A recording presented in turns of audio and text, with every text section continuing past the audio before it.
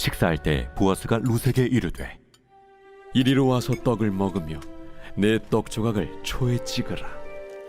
룻이 곡식 빼는 자 곁에 앉으니 그가 볶은 곡식을 주매 룻이 배불리 먹고 남았더라.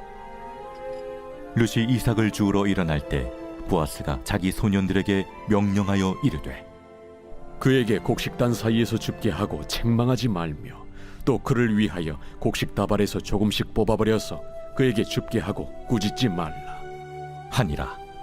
룻이 밭에서 저녁까지 줍고 그 주운 것을 떠니 뿌리가 한 에바쯤 되는지라.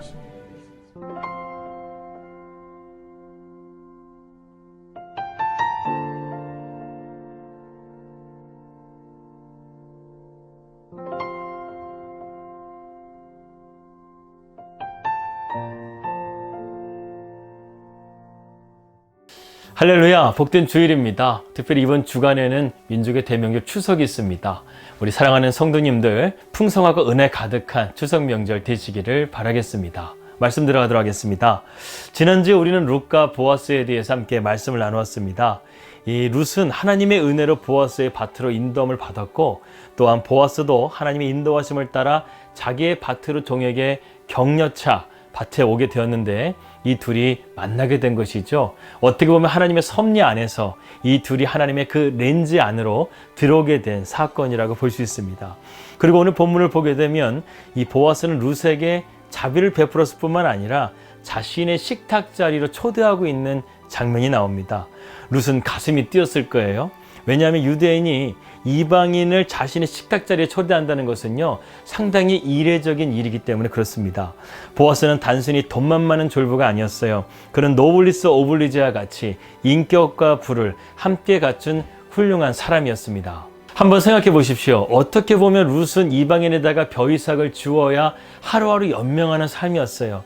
그런데 보아스는 이런 밑바닥 인생을 살고 있는 룻을 절대로 하대하지 않는 것을 보게 됩니다. 오히려 큰 친절을 베풀고 있죠. 룻은 이방 땅에서 와서 하루 종일 팔레스타인의 뜨거운 햇볕 가운데서 일을 해야만 했습니다. 이삭 줍기도 참 쉬운 일이 아니라는 것이죠. 하루 종일 허리를 구부려 가지고 허리를 필 때마다 고통스러운 그러한 통증을 느낄 정도로 정말로 고된 노동을 하는 것이었습니다. 그렇다고 이렇게 고된 노동을 한다 할지라도요, 종들과 같이 이 점심 찬이 나오는 것도 아니었어요. 왜냐하면 이들은 주인의 밭에서 이삭을 줄 뿐이었기 때문에 그렇습니다. 그런데 보아스는 2장 14절에서요, 이 룻을 초대하고 심지어는 그가 떡을 먹을 때 초에 찍어 먹으라고 자상하게 그에게 대해주고 있습니다. 여기서 보아스의 섬세하고 자상한 모습을 우리가 볼 수 있습니다. 보아스는 룻의 허기만을 채운 것이 아니라 이 자상하게 대한 것은 그녀의 허기진 그 마음까지, 외롭고 힘들고 고된 그 마음까지 위로해주는 말이었다는 거예요. 여기서 초는 중동의 일종의 소스와도 같습니다. 빵을 맛나게 하는 소스인데요, 요즘으로 말한다고 한다면 올리브 위에 발사믹 식초를 곁들인 것이라고 볼 수 있습니다. 아무튼 이런 예기치 못한 환대에 룻은 되게 당황하면서도 되게 황홀했을 것 같아요. 환대는 영어로 hospitality라는 단어를 쓰고 있습니다. 이것은 호텔이나 병원은 모두 이 단어에서 파생된 단어라고 해요. 즉, 환대한다는 것은 곧 치료한다는 것을 의미합니다. 잘 나갈 때는 어디서나 우리가 환대를 받죠. 그런데 우리가 실패하고 초라해지게 되면 어디를 가든 환대받는 것이 어렵습니다. 가만히 보게 되면요, 이 보아스의 하는 모든 행동들이 마치 이 목회와도 같다는 생각이 들었어요. 이 목회라는 것은요, 바로 돌봄 사역입니다. 이 사람의 마음을 만져주고 센스 있게 터치해주고 또 상처 입은 마음을 만져주는 것이 바로 목회라는 거예요. 보아스가 룻을 대한 것은요, 단순히 강자가 약자에게 선심을 베푸는 것과는 거리가 멉니다.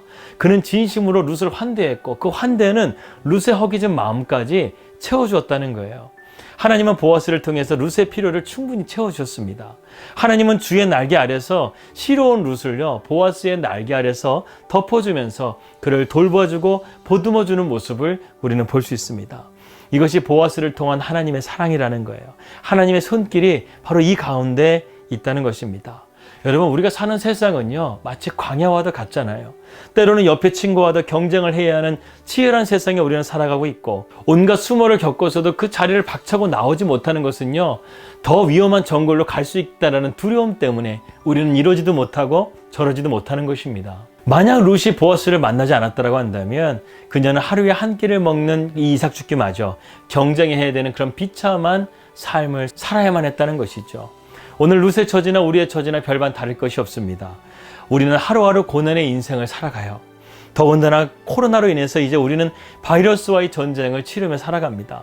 이 눈에 보이지 않는 바이러스 때문에요. 이거 뉴질랜드는요, 32일 동안 레벨 4 자가격리를 했다는 거 아니겠습니까? 그리고 이거 뉴질랜드는 거의 2년 가까이 국정 폐쇄를 하고 있습니다. 여러분, 뉴질랜드는 관광으로 먹고 사는 나라예요. 와보시면 알겠지만 이 나라는요, 환경을 중시하는 나라이기 때문에 농약을 쓰는 논이나 밭도 함부로 다룰 수가 없고요.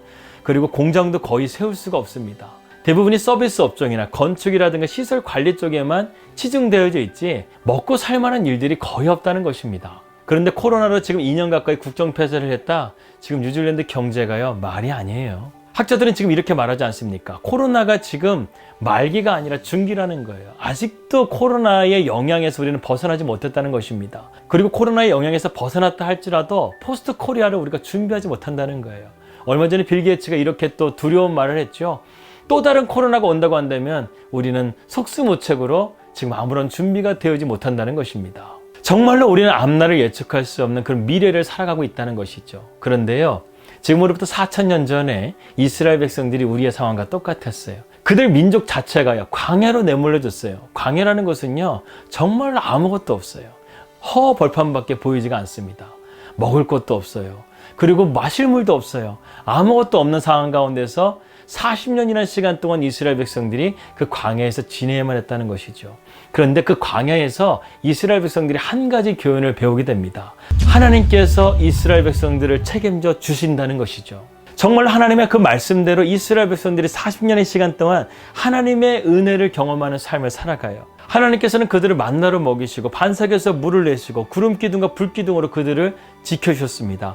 이것은 이스라엘 백성들이 가나안 땅에 들어가 풍요를 누리게 될 때 그 풍요가 하나님으로부터 온 것이라는 것을 그들로 하여금 깨닫게 해주기 위한 것이었어요. 이것은 신앙생활에서 하나님이 우리에게 가르쳐 주시는 아주 중요한 교훈입니다. 하나님으로부터 오는 공급을 경험하면서 살아가는 것이죠.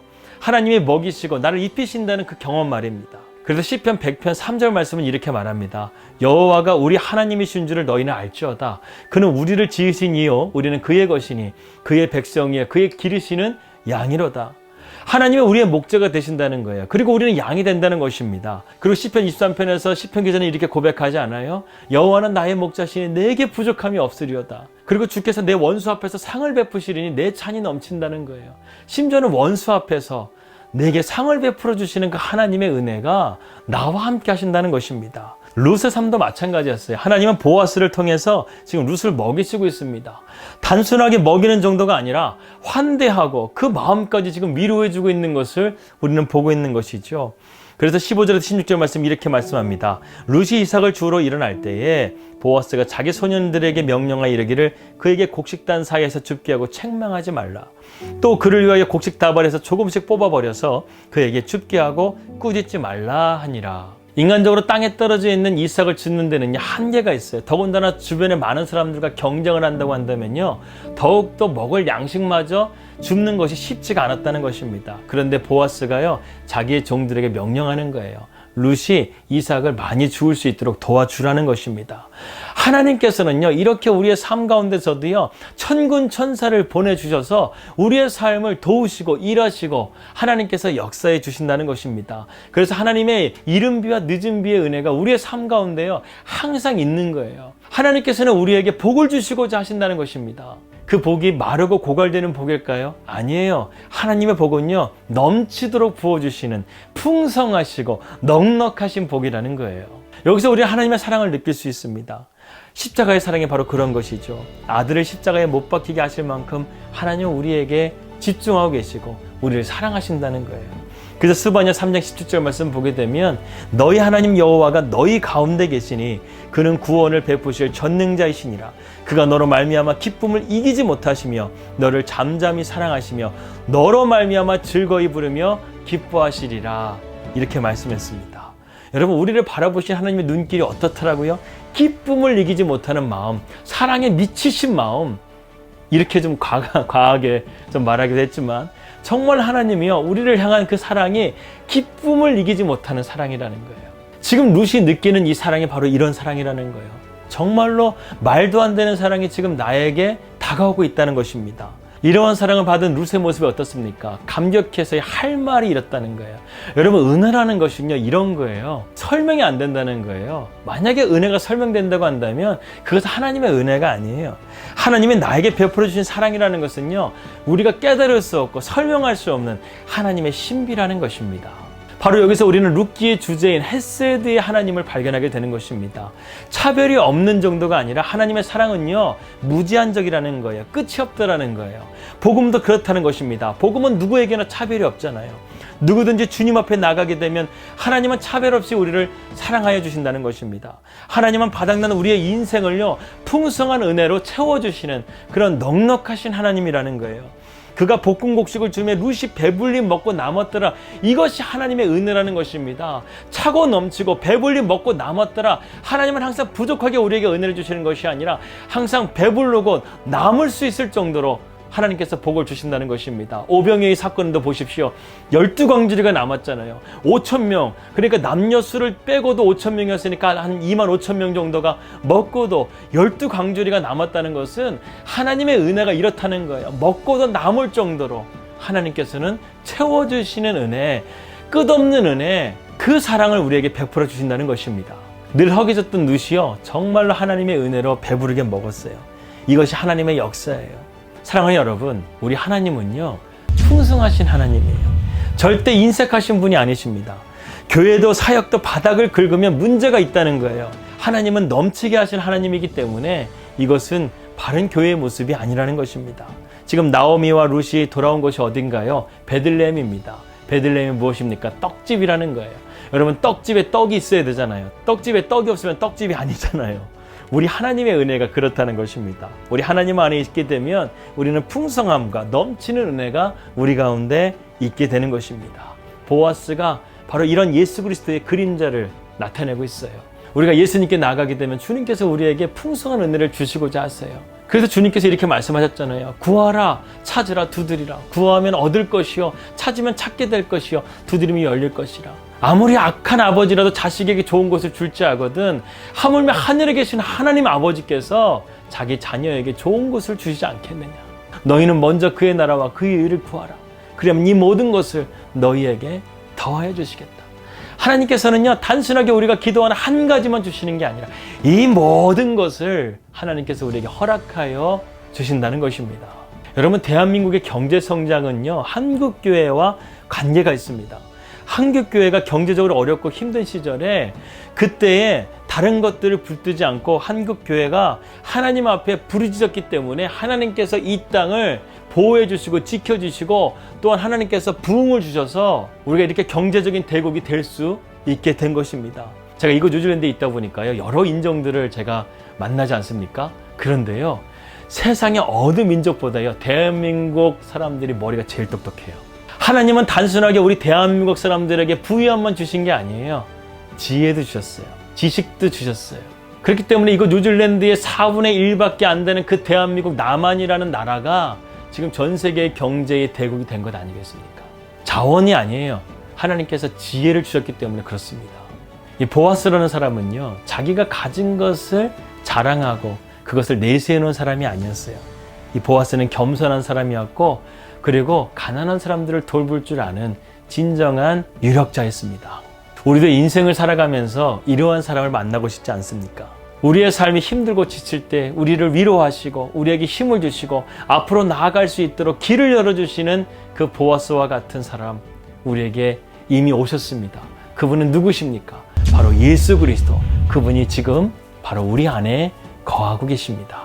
그분은 룻처럼 단순하게 허기만 채워주는 사람이 아니라 우리의 쓸 양식까지 넉넉하게 채워주시는 은혜와 자비가 풍성하신 하나님이십니다. 무엇보다 주님의 몸된 교회는요, 세상 가운데서 이러한 것들을 전해야 돼요. 자기 교회만 부흥하고 자기 교회만 잘 먹고 잘 살겠다는 이러한 교회의 모습을 가져서는 안 됩니다. 교회는 세상 가운데 빛이 되어야 된다고 주님께서 말씀하셨어요. 교회야말로 이런 선한 영향력을 누구보다 앞서서 해야 되는 것입니다. 통일이 되게 되면 북한에 죽어가는 사람들 누가 돕겠어요? 교회가 도와야 된다는 거예요. 독일이 통일 전에 서독은 세계 경제에서 최고의 전성기를 맞이하고 있었습니다. 그런데 그 반대로 동독은요, 공산권 치하에서 가난한 나라가 되어버렸어요. 그때 서독의 교회는 동독의 교회를 끊임없이 도와주었다고 합니다. 그러자 아무도 예상하지 못한 사이에 하나님이 동독과 서독의 담장을 헐어주셨어요. 이것이 교회를 통해서 일어난 역사적인 사건입니다. 오늘 우리도 보아스와 같은 사람이 될 수 있습니다. 나의 작은 것이지만 함께 나누고 베푸는 가운데서 우리는 예수님의 향기를 날릴 수가 있는 거예요. 작은 예수가 될 수 있다는 것입니다.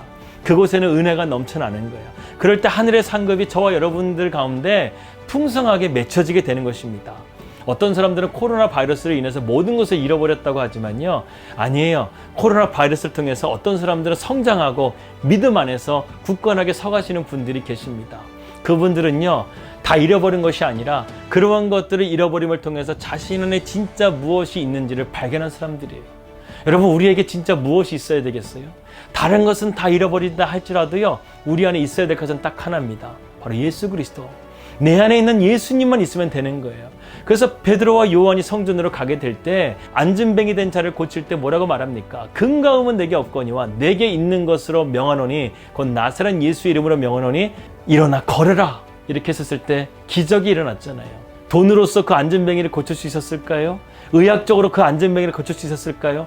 돈으로나 그 어떤 것으로도 고칠 수 없었어요. 하지만 베드로 안에, 요한 안에 있었던 내게 있는 그 예수 하나만으로 그 안진뱅이는 인생 가운데 가장 힘든 어려운 문제를 풀어내고 그의 삶이 기쁨이 넘치고 감사가 넘치는 삶이 될 수 있었다는 것입니다. 이제 말씀을 정리해 보겠습니다. 하나님은요, 하나님의 자녀를 사랑하세요. 권고하세요.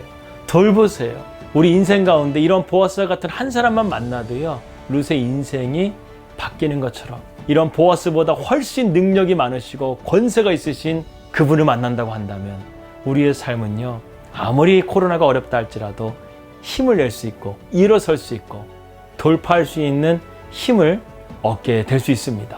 그분이 바로 예수 그리스도예요. 우리가 그분을 입으로 시인하고 마음으로 영접할 수 있다고 한다면 성령께서 우리 안에 찾아오셔서 우리 주님을 나의 주님으로 고백하며 우리는 능력 있고 넉넉한 삶을 살아가게 될 줄을 믿습니다. 이제 룻이요, 이 보아스를 만남을 통해서 점점 이 살아계신 하나님을 경험하며 믿음이 깊어지고 있어요. 이제 룻이 한 에바의 곡식을 가지고 집으로 돌아가서 나오미를 만납니다. 그녀의 발걸음이 어땠을까요? 상상만 해도 그녀의 발걸음이 기분 좋지 않았을까요?